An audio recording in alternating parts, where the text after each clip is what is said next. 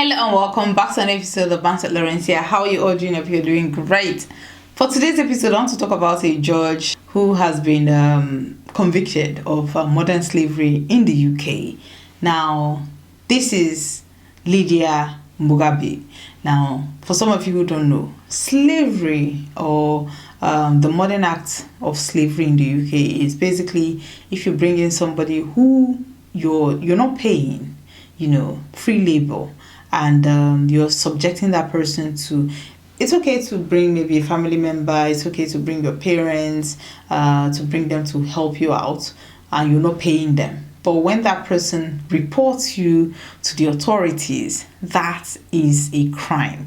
Now, according to the story, Lydia Mugabe came to study in the UK. She's a magistrate in Uganda. She's working for the United Nations as a judge, and then she came to the UK to study. So what she did was she's studying for a PhD. So she kind of contacted somebody who was having issues in Uganda, and she was trying to help the person because she's a judge. She's trying to help the person maybe solve the problem. Bribery, it's a thing in Africa. So she was trying to kind of help the person get out of that problem. So for the person to pay her back, she now asked the person to get somebody for her who would help her. The person will help her process the papers. Whoever he has chosen will come to the UK, and they will take care of her children while she goes to school and she goes to work. So the person got her somebody, and they moved the lady to the UK. They told her she was going to come, she was going to work, so she was happy. When she got to the UK, they didn't really give her the full detail of what she was going to be doing. So when she got here, they took away her passports, they took away every of her documents. So she couldn't even apply for jobs, she couldn't even apply for anything. So she was just at home, taking care of the children, taking care of the house with no pay. Literally no pay. So she contacted somebody, one of her family members in the UK. She told the person what was going on, and the person called the police. So the police now went to arrest Lydia Mugabe. So when they got there, she was saying that she has immunity, that she has a diplomatic passport, so they cannot arrest her. Yes, if you have a diplomatic passport, you cannot be arrested. If you have immunity, you cannot be arrested. But I think what had happened was that since she came in as a student, she didn't come in as in the capacity of her office. So she came in as a student. So maybe they contacted the UN, maybe who issued the diplomatic passport, and that was withdrawn because of the gravity of the offense. So she is now convicted. She has not been convicted, and she will be sentenced in May. Now, this has gone viral, especially her video of claiming that she has immunity, her video saying that she has a diplomatic passport, she's a diplomat. So unfortunately, I'm going to have to now arrest you on suspicion of keeping somebody in slavery and servitude under the Modern Slavery Act. So you don't have to say anything, but it may harm your defence if you do not mention my question, something which later on in court, Officer, anything you do say may be used as evidence. All right. Sorry? I am a judge in my country. I even have immunity. I am not a criminal. You've got immunity in this country? Yes. I have a diplomatic passport. You're a diplomat? Yes. So we'll need to see that then. Yes. And then we'll need to speak to the embassy if you are a diplomat. I came here as a student. I don't need to work for me. I didn't come with her. She asked me because she has worked at my home before. She asked me. You're coming into a country where there is law and order, and you're bringing in somebody. She specifically, from what they said, or from the findings, they said that she specifically requested for somebody that she would pay minimum, like that would cost her little or nothing to take care of her family. That was how she got that person. We can also remember the case of Madu. his wife just got released, Beatrice.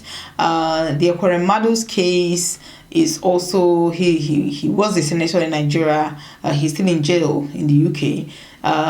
He was a senator, or he's still a senator, because I don't think they removed him. He was a senator, and what had happened was that his daughter was down with kidney disease, so they started looking for donors. Somebody, one of the doctors or somebody from the organ harvesters, whatever, contacted the young man. They took him to Abuja because he was in Lagos. They took him to Abuja. They ran some tests. They told him that he was coming to work under Ike Ekweremadu in a company in the UK. So he was happy that, this is the Senate president, basically. I am going to work with this man. He was happy. On getting to the UK, he was told that they still did not disclose exactly what he was going to be doing. They took him to the hospital to run some tests to check, because they had done the test in Nigeria, but UK, they will still have to run their own test. So in the course of doing that, they were asking him questions. Maybe the person who brought him to the UK was thinking they could have done that on their own, or maybe they took him to a private clinic thinking I don't even know, I can't even understand what they were thinking. But the doctor asking him questions realized that he didn't know why he was there. That was how Ike Ekweremadu they started trailing him when they told him about the boy, that the boy is in police custody. He was now going to Turkey to acquire, because he was arrested with over £20,000 on him. So allegedly he was going to Turkey to get another to purchase another kidney, basically. That was how he was arrested. His wife was also arrested and jailed.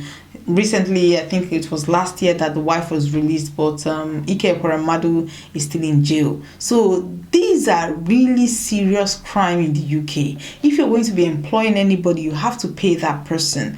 Even if you're going to pay that person less than the minimum wage, it has to be an agreement between the two of you to say, okay, I am not an employer of labor, but I can pay you this amount of money. You can still go out, find a job, work. If you get a job, tell me, I'll look for somebody else. Once you have that agreement, then it makes it easier.